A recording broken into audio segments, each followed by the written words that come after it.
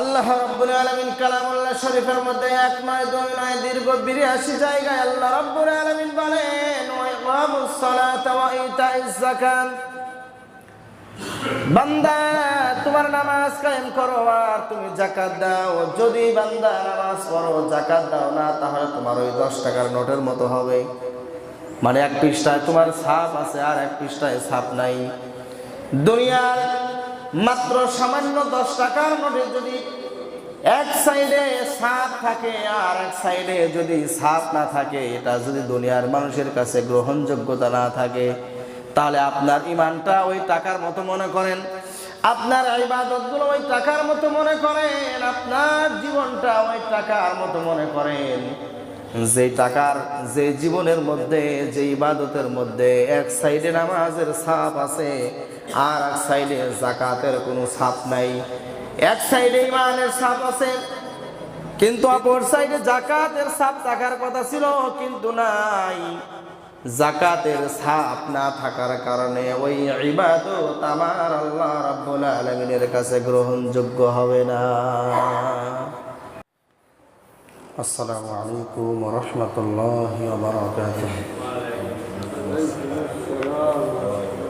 আলহামদুলিল্লাহ নাহমাদুহু ওয়া নাস্তাঈনুহু ওয়া নাস্তাগফিরুহু ওয়া নু'মিনু বিহি ওয়া নাতাওয়াক্কালু আলাইহি ওয়া না'উযু বিল্লাহি মিন শুরুরি আনফুসিনা ওয়া মিন সাইয়্যাতি আ'মালিনা। من يهده الله فلا مضل له ومن يضلله فلا هادي له. نشهد أن لا إله إلا الله وحده لا شريك له ونشهد أن سيدنا وسندنا وحبيبنا وطبيبنا وطبيب قلوبنا وقلوب ربنا ومولانا محمدا عبد الله ورسوله الذي أرسله بالحق بشيرا ونذيرا وداعيا إلى الله بإذنه وسراجا وقمرا منيرا. فقد قال الله تعالى في كلامه المجيد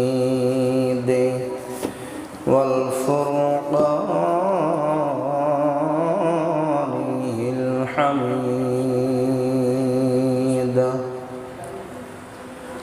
সকলেই জবান ছেড়ে দিয়ে পড়ুন আউযু বিল্লাহি মিনাশ শাইতানির রাজিম। বিসমিল্লাহির রাহমানির রাহিম। ইয়া আইয়ুহাল্লাযীনা আমানু কুতিবা আলাইকুমুস সিয়ামু কামা কুতিবা আলাল্লাযীনা মিন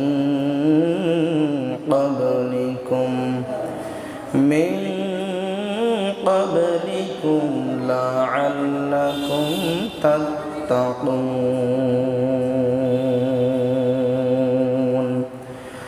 وقال النبي صلى الله عليه وسلم إذا جاء رمضان فتحت أبواب الجنة وغلقت أبواب النار. وصفدت الشياطين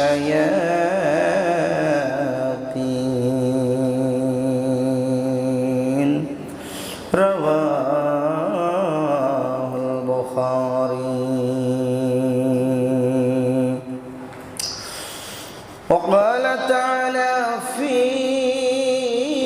شان حبيبي رسول الله تعالى آمرا ومخبرا إن الله وملائكته يصلون على النبي يا أيها الذين آمنوا صلوا عليه وسلموا تسليما. اللهم صل على سيدنا مولانا محمد وعلى آل سيدنا ورسولنا محمد. সবাই তোমায় ভালোবাসে নবী, কে বা তোমায় মানে না।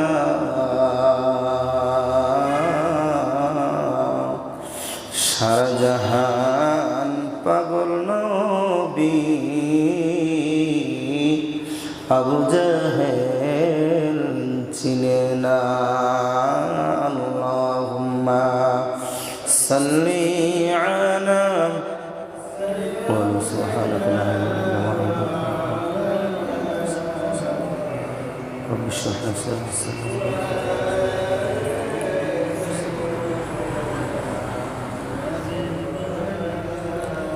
محمد. اللهم صل على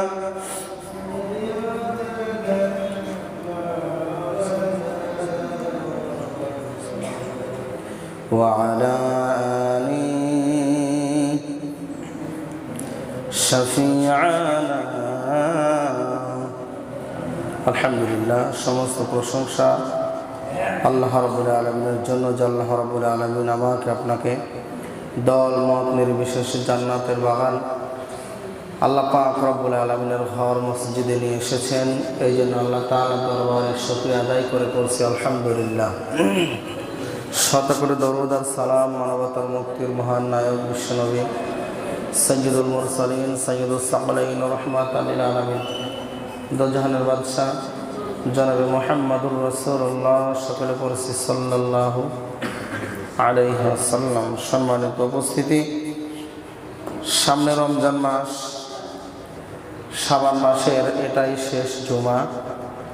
আল্লাহ পাক রব্বুল আলামিন আমাকে আপনাকে রমজান মাস দিয়েছেন যাতে করে এই রমজান মাসের রোজাগুলো আমরা আদায় করে নিয়ে জীবনের গুনাহগুলো মাফ করায় নিতে পারি। আল্লাহ তাআলা আমাদের গুনাহ মাফের জন্য একটি রাস্তা, একটি সুযোগ করে দিয়েছেন, সেটা হলো মাহে রমজান মাস।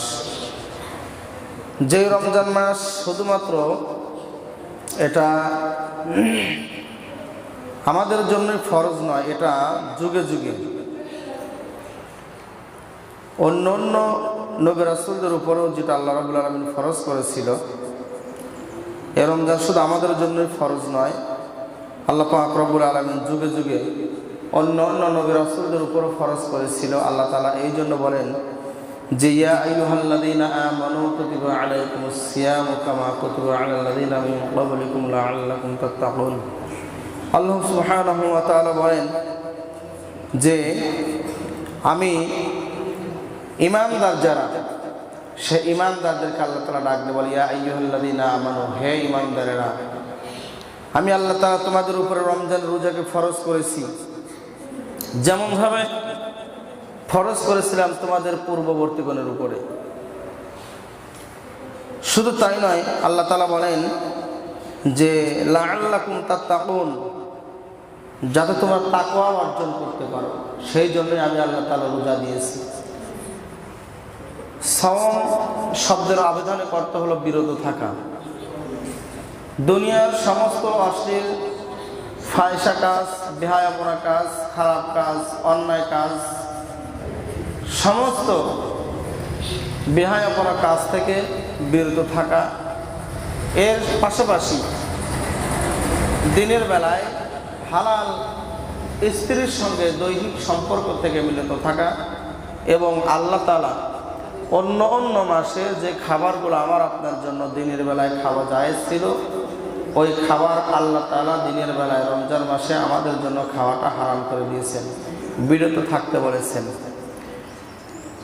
আল্লাহ হাবিব সাল্লাল্লাহু আলাইহি ওয়াসাল্লাম হাদিস শরীফের মধ্যে বলেন, বুনিয়াল ইসলামু আলা খামসিহি শাহাদাতান আশহাদু আল্লা ইলাহা ইল্লাল্লাহ ওয়া আন্না মুহাম্মাদান আবদুহু ওয়া রাসূলুহু ওয়া ইকামুস সালাহ ওয়া ইতাইজ যাকাত ওয়াল হজ্জ ওয়াল আস-সাওমু লি রমাদান।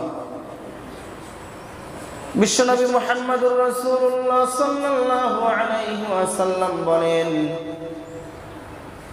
একজন মানুষ যখন দুনিয়াতে জন্মগ্রহণ করবে, এই মানুষটার উপরে আমার আল্লাহ পাক রব্বুল আলামিন ইসলামের 5টা স্তম্ভ ফরজ করে দিয়েছে।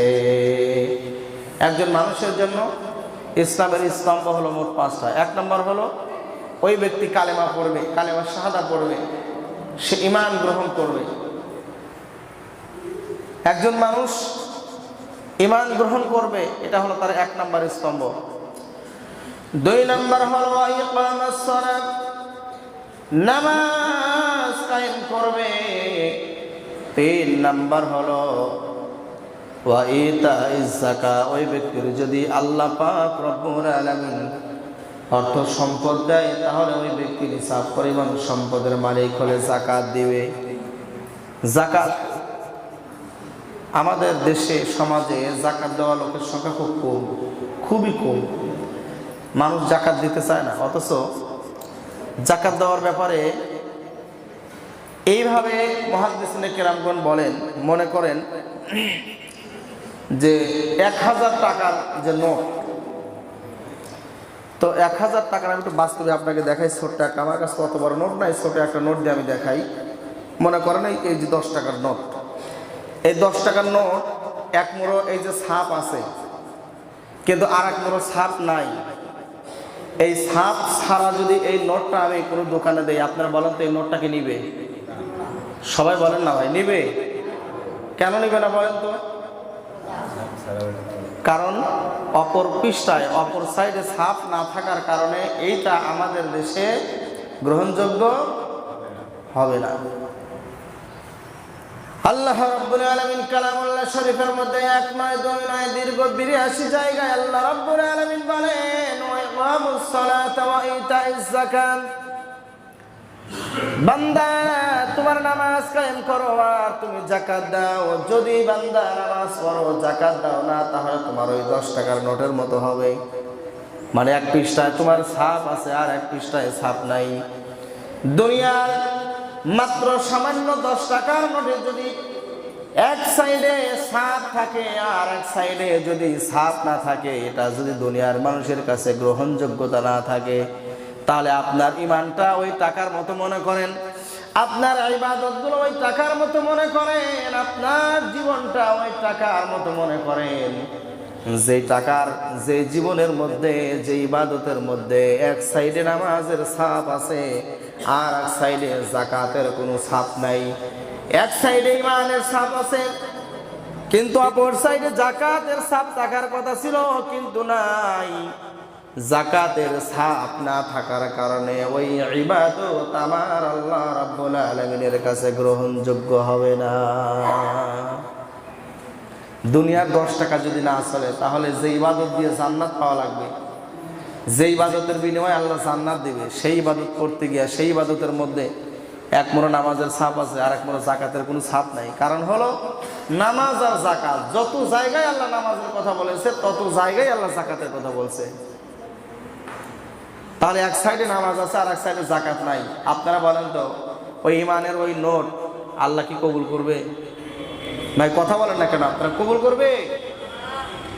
কবুল তো হবে না। এই জন্য আল্লাহর হাবিব সাল্লাল্লাহু আলাইহি ওয়াসাল্লাম বলেন, একজন মানুষ ওই ব্যক্তির উপরে ইসলামের 5টা স্তম্ভ, 1 নাম্বার তাকে মুসলমান হওয়া লাগবে, 2 নাম্বার হলো ওই ব্যক্তিকে মুসলমান হওয়ার পরে নামাজ পড়া লাগবে, আর 3 নাম্বার হলো নামাজ কায়েম করার পরে, নামাজ পড়ার পরে ওই ব্যক্তির যদি নিসাব পরিমাণ সম্পদের মালিক হয় তাহলে 3 নাম্বারে ওই ব্যক্তিকে যাকাত দেওয়া লাগবে 2.5 টাকা % হিসাবে। 4 নাম্বার হলো নবীজি বলেন আল হাজ, যদি কোনো ব্যক্তির সমর্থন থাকে, যদি কোনো ব্যক্তির অর্থ থাকে, সম্পদ থাকে, ওই সম্পদশালী ব্যক্তির উপর আল্লাহ রাব্বুল আলামিন হজটা ফরজ করে দিয়েছেন। আর 5 নাম্বার হলো ধনী হোক গরিব হোক, যদি সেই ব্যক্তি সাবালক হয়, যদি সুস্থ হয়, তাহলে ওই ব্যক্তি ধনী হোক গরিব হোক, সাদা হোক ফর্সা হোক, উঁচু হোক আর খাটো হোক আর লম্বা হোক, ওই ব্যক্তির উপরে রমজানুল মুবারকের রোজা যিনি ফরজ করেছেন তিনি কে? এই জন্য সামনে রমজান মাস। আপনি বলতে পারবেন না হুজুর আমি গরিব মানুষ, আমার জন্য তো মনে হয় রোজা নাই। কি বলার কোনো সুযোগ আছে হাজী সাহেব? বলা যাবে? কোনো বলা যাবে না। সম্মানিত হাজিরিন, রমজান মাসকে কেন্দ্র করে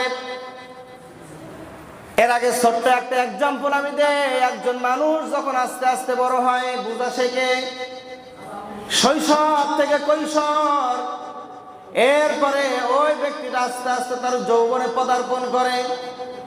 যৌবনে পদার্পণ করার সঙ্গে সঙ্গে ওই ব্যক্তি আস্তে আস্তে যখন বোঝা শেখে, এই ব্যক্তিটা তখন বিবাহ করার জন্য একটা পরিকল্পনা করে, করে না? এ ভাই করে কি করে না?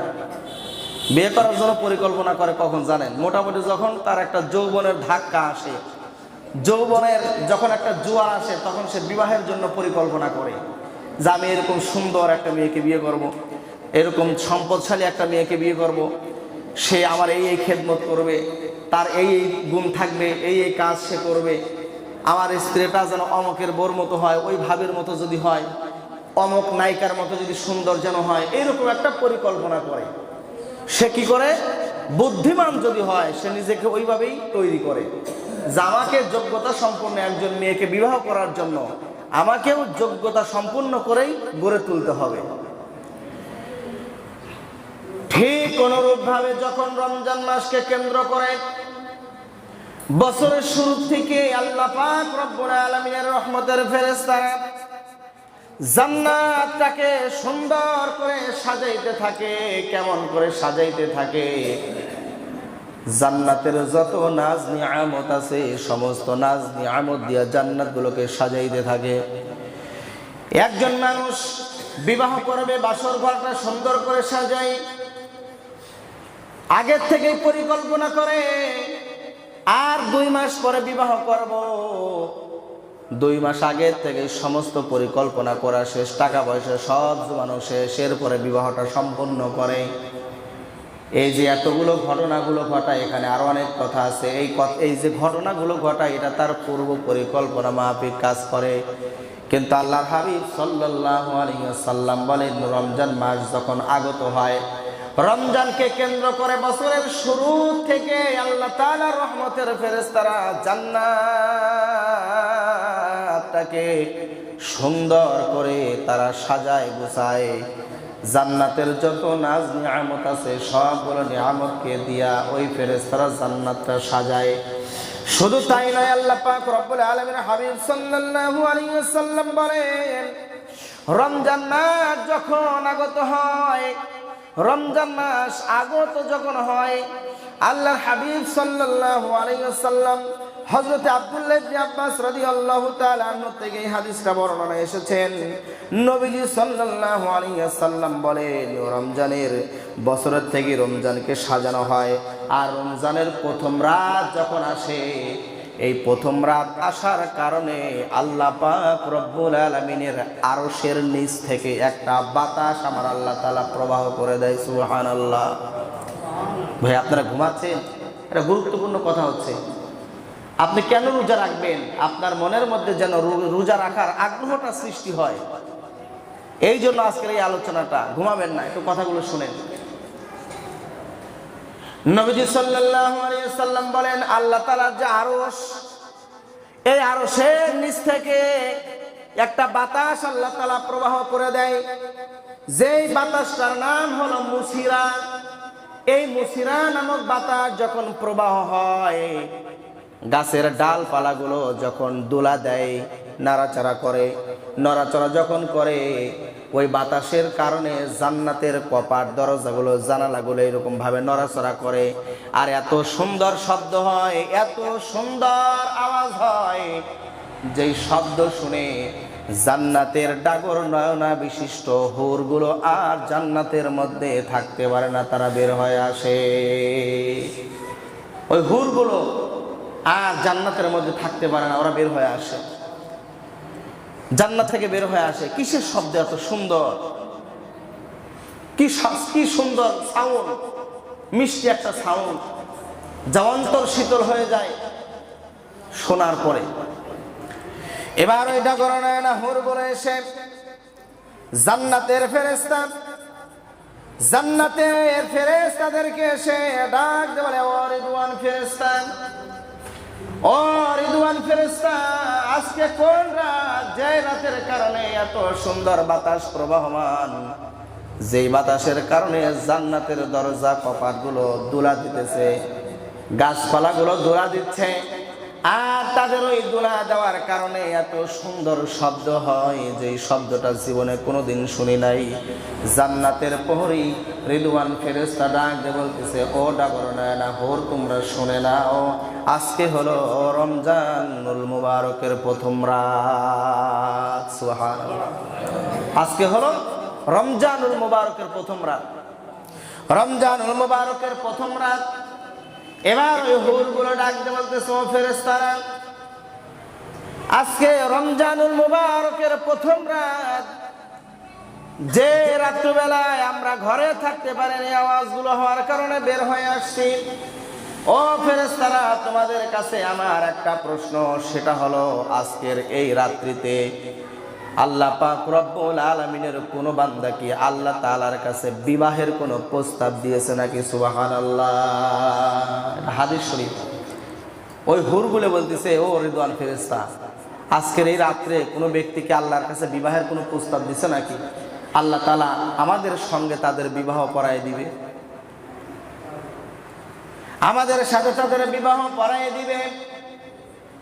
যে হুরগুলো সম্পর্কে হাদিস শরীফের মধ্যে এসেছেন, ওই হুরগুলো যদি তাদের মুখের এক বিন্দু পরিমাণে থুতু নিক্ষেপ করত, দুনিয়ার সব পানিগুলো মিষ্টিতে রূপান্তরিত হয়ে যেত।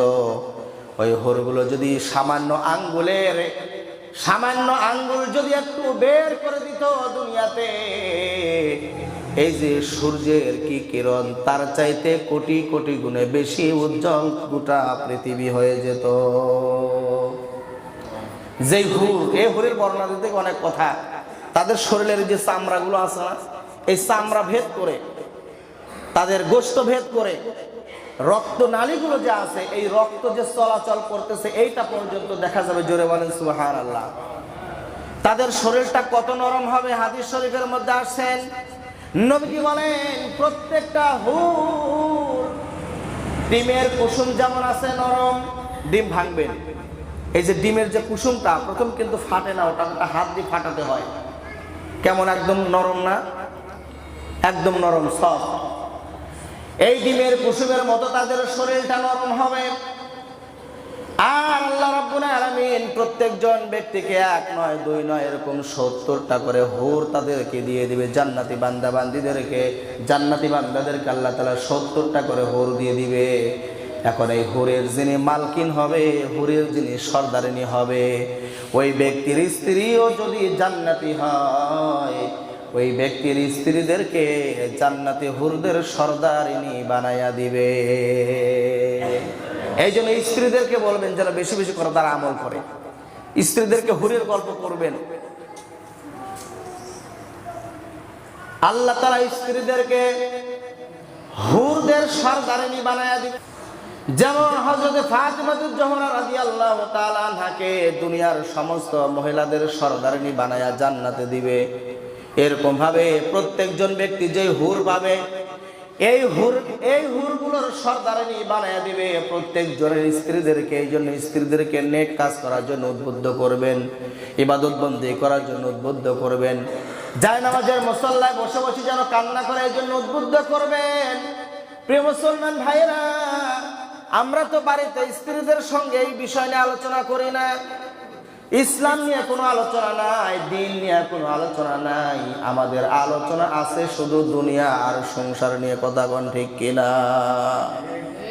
দুনিয়ার সংসার নিয়ে আমাদের যত আলোচনা সব আছে স্ত্রীর সঙ্গে, কিন্তু স্বামী আর স্ত্রী কিভাবে জান্নাতে যাওয়া লাগবে, কি কাজ করলে যাওয়া যাবে, এইগুলো আমরা স্ত্রীর সঙ্গে আলোচনা কোনো সময় করি না। মেয়েরা কিন্তু হিংসুক, জানেন, মেয়েরা কিন্তু খুব হিংসুক। আমি আমার স্ত্রীকে একদিন বললাম যে দেখো, আমার মৃত্যুর পরে আল্লাহ যদি আমাকে জান্নাত দেয় তাহলে তো আমি জান্নাতের মধ্যে হুর পাবো। তো আমার স্ত্রী তখন আমাকে ডাক দিয়ে বলতেছে তুমি তো হুর পাবে, এটা আমি চাই না। বলে কেন? বলে তুমি হুর পেলে তো হুর নিয়ে সবসময় ব্যস্ত থাকবে, আমাকে তো টাইম দিবে না। ও কিন্তু আলেমা, মাদ্রাসায় পড়া মেয়ে। আমি বললাম রসুলের হাদিস পড়ে দেখো, রসুলের হাদিস পড়ে দেখো। আল্লাহ রসুল বলেছেন যখন কোনো ব্যক্তিকে হুর দেওয়া হবে এই হুরের সর্দারিনী হবে তার স্ত্রী। তো তুমি যদি হুরের সর্দারিনী হতে চাও তাহলে তোমাকে রাত্রে তাহাজ্জুদের নামাজ পড়তে হবে, তোমাকে বেশি করে দান সদকা করা লাগবে, প্রতিদিন নিয়ম মাফিক কোরআন তেলাওয়াত করা লাগবে, 5 ওয়াক্ত নামাজ টাইম টু টাইম তোমাকে পড়া লাগবে। প্রিয় মুসলমান ভাইরা, এই যে রমজান মাস আসতেছে, এই রোজার দিনে দেখবেন মেয়ে মানুষ রোজা রাখায় খুব পাকা, কিন্তু নামাজের দিক দিয়ে খুব কাঁচা আছে না নাই? তবে আপনাদের এলাকার মা বোনের কথা বলতেছি না, বুঝছেন? এটা সব আমাদের এলাকার মা বোনদের কথা বলতেছি, কারণ আপনাদের এলাকার মা বোনরা সব ভালো, এরা রোজা যেমন ভালো করে নামাজ আলহামদুলিল্লাহ ভালোই করে। প্রিয় মুসলমান ভাইরা, এই জন্য স্ত্রীদের সঙ্গে এই বিষয় নিয়ে আলোচনা করবেন। স্ত্রীকে বলবেন যে দেখো দুনিয়ায় তুমি আমার সঙ্গে আসো, মৃত্যুর পরেও যদি জান্নাতে আমার সঙ্গে থাকতে চাও তাহলে তোমাকে অবশ্যই 5 ওয়াক্ত নামাজ পড়তে হবে। মেয়েদের জান্নাতে যাওয়া সহজ, জানেন কেন সহজ? মেয়েরা 1 নম্বরে, নবীজি বলেন মেয়েরা 1 নম্বর হলো তার জীবনে পর্দা মেইনটেইন করবে, পর্দা মেনে চলবে। 2 নম্বর হলো স্বামীর জায়েজ চাওয়া সব সময় প্রাধান্যতা দিবে। 3 নম্বর হলো 5 ওয়াক্ত নামাজ পড়বে। 4 নম্বর হলো রমজান মাসে রোজা রাখবে। 4 নম্বর রমজান মাসে রোজা রাখবে। আর 5 নম্বর হলো স্বামীর সম্পদের হেফাজত করবে। জোরে বলেন সুবহানাল্লাহ। এই ছোট্ট কাজগুলো যদি মেয়েরা করতে পারে তাহলে ইনশাআল্লাহ রাসূল বলেছেন ওরা জান্নাতি মানুষ। জোরে বলেন সুবহানাল্লাহ। প্রিয় ভাইয়েরা আমার, তাহলে বলতেছিলাম এই হুরটাই বা আরো রিদওয়ান ফেরেশতাকে ডাক দিয়ে বলে ও আল্লাহর ফেরেশতা, আজ কোনো ব্যক্তি আছে নাকি আল্লাহর কাছে বিবাহের প্রস্তাব দিয়েছে, আল্লাহ তাআলা আমাদেরকে তাদের সঙ্গে বিয়ে করায় দিবে। প্রিয় মুসলমান ভাইয়ের, এরকম বলতে বলতে বলতে বলতে এক পর্যায়ে আমার আল্লাহ পাক রব্বুল আলামিন হযরতে জিবরাইলকে ডাক দিয়ে বলে ও জিবরাইল তুমি যাও যাও যাও, জাহান্নামের ফেরেশতা মালিক ফেরেশতাকে তুমি জাহান্নামের গেটটা বন্ধ করে দিতে বলো, জান্নাতের দরজাগুলো খুলে দিতে বলো, আর তুমি শয়তানকে তার হাত পা বেঁধে ফেলো, শয়তানকে বন্দি করে ফেলো, শয়তানকে বন্দি করে সমুদ্রে নিক্ষেপ করে দাও, যাতে করে আমার বান্দা বান্দীদেরকে শয়তান ওয়াসওয়াসা দিতে না পারে, আমার বান্দা বান্দীরা যেন আমার বান্দা বান্দীদেরকে যেন ওয়াসওয়াসা দিয়ে গুনার কাজ না করাইতে পারে। তুমি যাও শয়তানকে বন্দি করে ফেলো। প্রিয় মুসলমান ভাইরা, রমজানের প্রথমেই আমার আল্লাহ রাব্বুল আলামিন শয়তানকে জেলখানায় বন্দি করে রাখে। ওই শয়তানগুলো আর মানুষকে ধোঁকা দিয়ে বোকা বানাইতে পারে না। সুবহানাল্লাহ বলবেন না? প্রিয় মুসলমান ভাইরা, তাহলে এখানে আপনাদের কাছে আমার একটা প্রশ্ন জানার খুব ইচ্ছা, রমজান মাসে যদি শয়তানকে জেলখানায় বন্দি করে রাখা হয়, তাহলে রমজান মাসে যারা দিনের বেলায় পর্দা লাগায়া ঘরের মধ্যে দোকানে বিড়ি খায়, সিগারেট খায়, খাবার খায়, এই ব্যক্তিগুলো কারা বলেন? ওরা কারা? হ্যাঁ, ওরা কারা? খবরদার শোনেন, এই বিধান হিন্দু খ্রিস্টানদের জন্য না, এই বিধান মুসলমানদের জন্য। দেখবেন অনেক মানুষ রোজার দিনে ঘরের দরজা বন্ধ করে খাবার খায়। ঘরের দরজা বন্ধ করলে মনে হয় দুনিয়ার কোনো মানুষ দেখে না, দুনিয়ার কোনো মানুষ না দেখলে মনে হয় আল্লাহও দেখে না, নাকি কোন? কি কোন আল্লাহ দেখতে পারে? আরে ভাই কথা কন না, মাথা জোগান কেন? আপনার একটু কথা বলেন না। আল্লাহকে দেখতে পারে? কথা বল না কেন? নাকি এই রোগ আপনাদের মধ্যে আছে?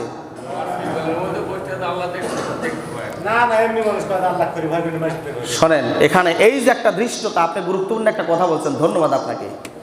যারা বলে মানুষ দেখে ভয় পাই না, আল্লাহকে দেখে কেন ভয় পাবো, এই কথা বলার সঙ্গে সঙ্গে একটা কবিরা গুনাহ করে ফেলছে। জোরে কর নাউজুবিল্লাহ।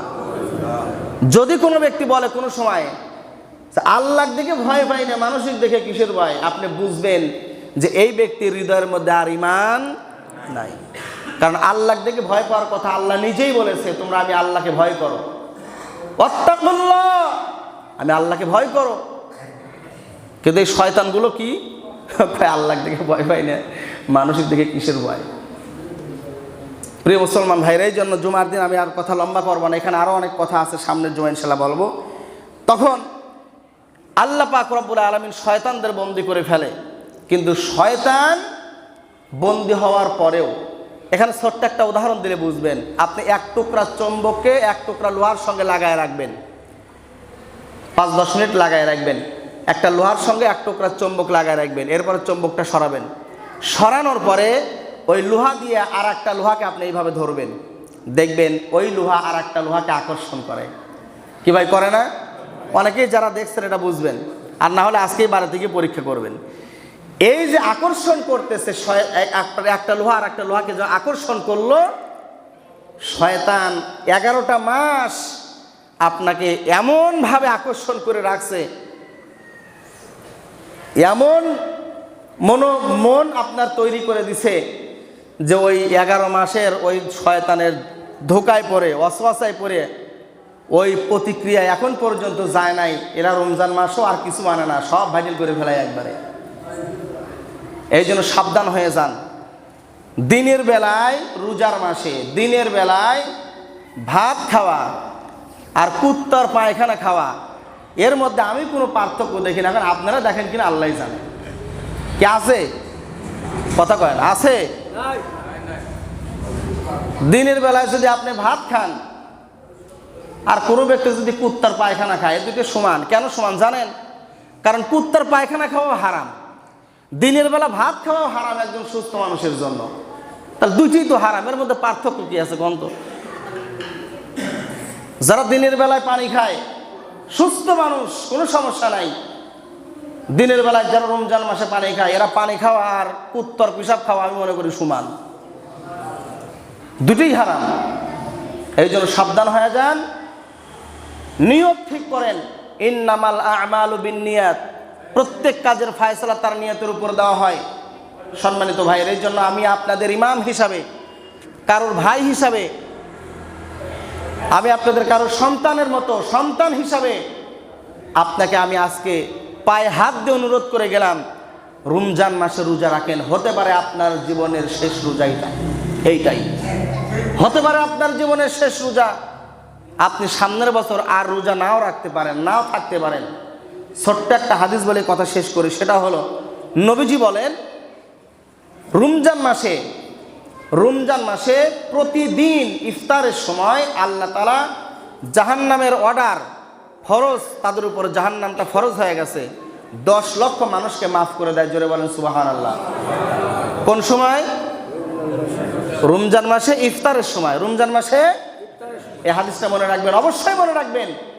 রমজান মাসে ইফতারের সময় আল্লাহ তাআলা 10 লক্ষ জাহান্নাম ফরজ হয়ে গেছে এই সমস্ত ব্যক্তিদেরকে আল্লাহ তাআলা মাফ করে দেয়। এরকম মাফ করতেই থাকে, মাফ করতেই থাকে, মাফ করতেই থাকে। এরপরে হাদিস শরীফের মধ্যে এসেছেন জুমার দিন রাত্রিবেলায় আল্লাহ পাক রব্বুল আলামিন প্রতি ঘন্টায় 10 লক্ষ যা এরকম জাহান্নামীকে মাফ করে দেয়। এরপরে হাদিস আস্তে আস্তে শেষের দিকে, এখানে আরো অনেক কথা আছে হাদিসের মধ্যে, মূল কথাটা বলি। এরকম ভাবে আস্তে আস্তে রমজান মাস শেষ রমজান, এই রমজানের শেষে এই যে রোজা শুরু থেকে শেষ পর্যন্ত যত মানুষকে মাফ করা হয়েছে, এই শেষের দিনে আল্লাহ তাআলা অত সমপরিমাণ মানুষকে মাফ করে দেয়। জোরে বলেন সুবহানাল্লাহ।